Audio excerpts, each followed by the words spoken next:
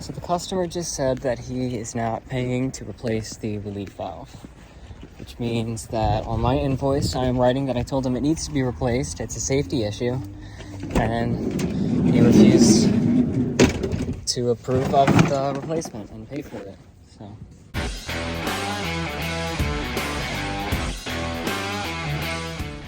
good morning. It is Wednesday, January 31st, 7:36 in the morning. I am headed to my first job of the morning, which is a steam boiler that I was at about a week ago. And his issue was he was blowing transformers, and then I replaced the transformer. I was going through all the wiring. The wiring was like super messed up by, I guess, the previous people that were replacing transformers. They were just like friends, they weren't like plumbers. So I ended up spending about an hour and a half there before I got to the point where I was like, I can trace out all these wires and tear the whole thing apart, and we still know that one of these components here is blowing the transformer. So I priced him out to replace the steam boiler trim, because Burnham sells a kit when you buy a boiler with all the controls for it, a wiring diagram, things like that, so it's nice and simple to wire up, as well as replacing the gas ignition control because the current system he has is obsolete, and the gas valve wasn't opening for us. So bit of a big job, but I have the steam trim kit, I have the ignition retrofit kit from Honeywell or from Residio, and it should go smoothly. I'm alone today. I don't have Dove with me. Dove will be with Mike installing a backflow preventer, so hopefully that goes well with him. Okay, so here's our system. I've already gotten started with disassembling all our wiring and controls. This here comes from our other loops, which are separate. I'm gonna worry about that after the fact, but for now, we gotta get our steam controls out of here and our ignition controls out. So I got my ignition conversion kit, as well as our steam trim kit with all of our steam boiler components. Okay, so here's where I'm at so far. I pulled and replaced the pressure troll while I had the boiler draining. And then now that it's empty, I was able to pull the old side class assembly out. That way I can access the low water cutoff probe, which was Teflon, as it should not be. You can see how crusty it is, but we'll get our new electronic probe in there. Only pipe dope on the low water cutoff threads, and new gauge as well, because that comes in the steam trim kit, and I will have to cut down the glass a little bit. Okay, so as you could tell by my mess here, there's a lot going on, but I'm following this diagram as well as tying in with this diagram. And for our power into our burners, I came off of our power to our boiler vestibule, and then for our power for the rest, like our thermostat coming in, I came from, our power I took from the transformer. Thermostat coming in, I took from this, because this only makes a contact once all the rest is proven okay. And then before the power, I put in our rollout switch and our spill switch. That way, if either of those go, we lose power to our ignition control module. So now, what I need to do is fill the boiler up. Ow, that hit my head. Not worrying about the auto feeder, that's a whole different story. But I'll fill it up, and then we should be able to fire it up and test everything out. Okay, so to break the circuit, I had to switch the wiring around to break our W call. Our THW, rather than break our 24 volt like it shows here. I'm not sure why it shows that, but we light, we get flame, and now if I do this, our circuit breaks because either our rollout switch is tripped or a spill switch is tripped, or we don't have a call and the flame shuts down. I need to neaten up all the wiring. Obviously, we got a big mess here. And then I need to make sure that our low water cutoff works, which should be fairly straightforward, and it should work because it's wired in directly as needed. This is an 8-inch flue, so I'm not going to get a 6-inch vent damper on that. So we just got our flue there, and we have our vent damper jumped out with provided connector. Low water cutoff is there, sight glass, pressure troll, pressure gauge, and then I got to worry about now bringing in our other zone call, which is going to be interesting in how to wire that out. I should be able to just do the same end switch, but end switch will have to be broken by that aquastat when it's coming from there. I believe that should be okay. And there we go. I drained it until the low water cutoff triggered and our burner shut down. So now I'm gonna worry about that auto feeder, which surprisingly I think is usable. If you take a look there, although it had all that drippage, nothing at all touched this control board. So I'm gonna see how to wire this specific one up. It looks like it's just a switch. It just needs to send power to it. And in that case, I just need to figure out which one it is on the low water cutoff that will send power to our auto feeder. Feeder. I don't know if it's 1 or 2. Feeder. We have A. A goes to feeder. 24 volts AC goes to feeder as well, and that's on 1. So our feeder should be 2. No, wait. Because we have 24 volts power coming to our low water cutoff, which would be from here. This common is a top one. Hot comes from burner. So 24 volt comes in and goes to 1, which is jumped out and goes to feeder. So that's power for the feeder. Just always power because that's a jumped out connection. And then our other feeder goes to common. And our A, it looks like A should trigger our feed. I'm gonna see if I take out my meter here, what the deal is with our power situation at some of those terminals. So I think that we need to be at A. Could also take a look at the old one. Let's see how it is situated on there. Making another mess. Yeah, it's not really the same. We had just 2 wires, our red and our white, which would be these 2 that I cut from 2 and from 4. Now, this is our auto feeder cover. We need our low water cutoff cover to see if there's any information about wiring. Alarm or water feeder. They have from 4.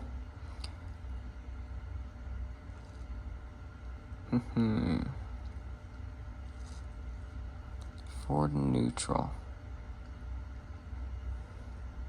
Yeah, I gotta figure this out. Okay, so our auto feeder is just shot. I spoke with the homeowner. We're gonna abandon it. He knows how to fill it manually, and he shouldn't have to fill more than once a month. For the other loop, our heating loop, I'm just gonna bring TT over.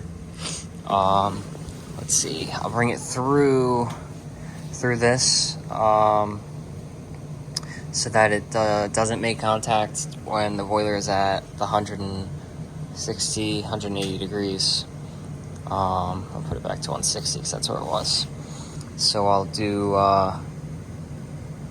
I'll do that and that should be fine.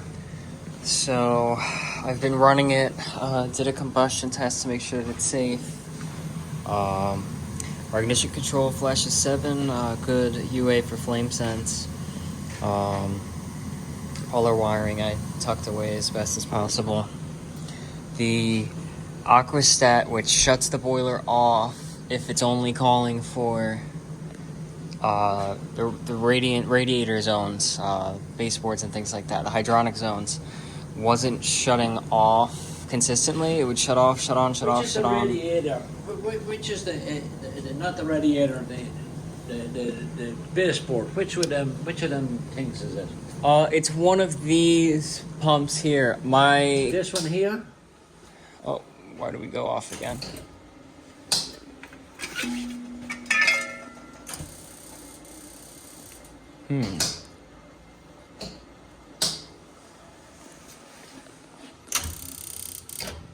What is happening here?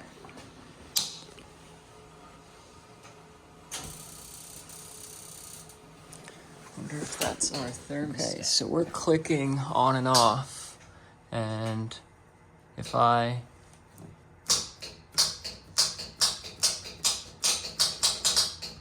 it's clicking as I move the wire, so I have to do a real wiring connection here, not just electrical tape. Feels like it's never ending. I keep having a new issue. But I'm pretty confident that this is gonna be our last one. And for testing purposes, I jumped out our thermostat, but I can put Wago on that now. We're testing once again as I run a new wire downstairs. I like to take videos of everything that I do. Oh yeah. That way I have it for the future, and Yeah. so we finished up with everything. You'd be a great guy to teaching these guys. But it's hard to get a guy to teach. It is, but we have a guy now. Huh? This is our pressure troll. That gentleman that was with me last time. Yeah, is he good? Yeah, he's learning. He has to learn. Pressure troll is set for 2 with 1/2 inch of differential. Low water cutoff is new, sight glass new. Pressure gauge new, aquastat new, auto feeder abandoned. All of these components here are working. Ran new wire up to here. And then new ignition controls, but we're burning safely. We just need to make sure that we have heat now with all the radiators. We've been running for quite some time now. But we should be all set. Okay, so I finished up with that. It went fairly smooth. I mean, things kept going wrong, which was annoying. But we got everything up and running well. He's very, very happy that he's gonna have heat. He was very nice. He's from Ireland. And he really appreciated it. He tipped me even before I finished. He said he really enjoyed talking to me, and it's clear that I know what I'm doing. And it's nice to get compliments like that. But headed off to the next, which is only 4 minutes away, and it's steam boiler issues. Okay, so steam boiler. We are off on pressure right now. Wrong. And let's see how many BTUs. Pop our cover off.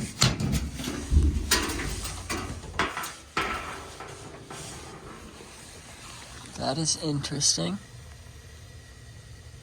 Our gas valve is not fully opened. It doesn't seem. This one I kind of thought. I just had a boiler recently where I had that problem. 105,000 BTUs. I'm very surprised that... so we're not off on pressure. This is reading wrong, I would think. We can pop our pressure relief valve to see if we have pressure. This is the wrong pressure relief valve too. We have no pressure. Okay, yeah, it's gonna be your gas valve. But I am gonna have to change that pressure relief valve as well. That has to be 15 psi. 30 psi is way too high. If it ever got to 30 psi, it would start spraying steam like crazy out of all your radiators. And then, You see, I went over to my brother-in-law's house. yeah. His was always at 0. Yep, it should be at 0. Now this pressure control, I would like to set a little bit lower, closer to 2. But this is what controls the boiler pressure. If it gets too high, it shuts the burners down. In a perfect world, you wouldn't have more than half a pound of pressure, half a PSI. But due to piping issues, air vent issues, different things like that, you may be at a higher PSI. But yeah, I'm not too sure what the result of having this piping is going to be on the system. I mean, it was doing okay. I don't know if it was the guy's fault or the weather. Yeah. And then it started happening. Okay, so this one is going to be a new gas valve. So I have to find my standing pilot gas valve right here. I believe it's 3/4 with 1/2-inch bushings.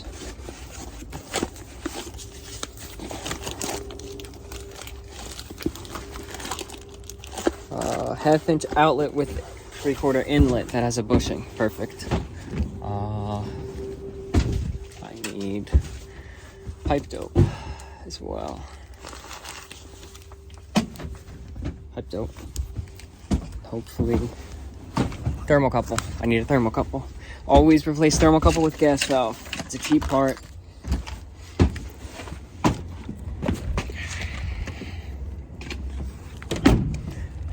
Should be nice and smooth. Okay, so we got our new gas valve and a thermocouple in place. I relit my pilot, set this gas valve to on. Burners are in, our gas is on, and we can turn power on.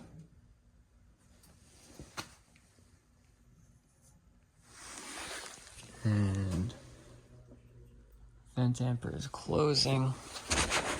They have a smart thermostat, so we will have to wait for the thermostat to power back up. Okay, so homeowner just raised up our temperature. Vent damper is in the process of opening.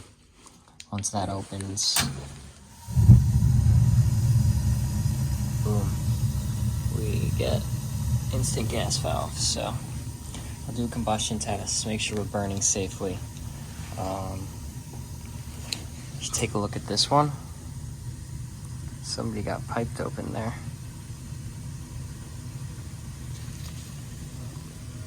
And we got all that crud on the inside there. So, pretty crazy. But we're up and running now. And just gotta make sure it's burning safe. Oh, and we have to replace that relief valve as well.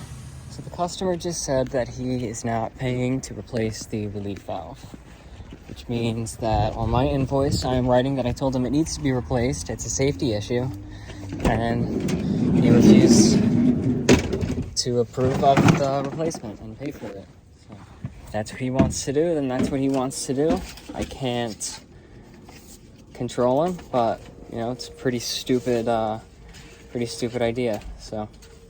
Whatever. Okay, so I forgot to record the combustion test results and I was gonna go over everything that's wrong with the steam piping, but system's up and running. He doesn't want to put that pressure control in. It is what it is. Currently, there's nothing on the schedule for me, so I'm waiting on a call back from Mike to see if he has anything for me to do, but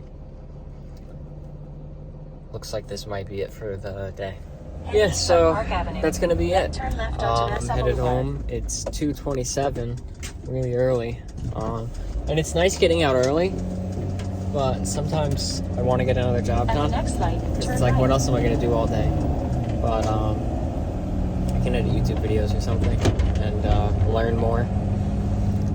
Actually, I want to fully read the manuals for the steam trim installation kit to see if there might be any little notes or anything that I missed. And then the manual for the intermittent pilot gas conversion with the newer gas controls. I want to read that through. I saved those. So I guess I'll do that when I get home. But hopefully you enjoyed watching the video. Like the video if you liked it. Comment any advice or criticisms or feedback. and subscribe. Thanks for watching.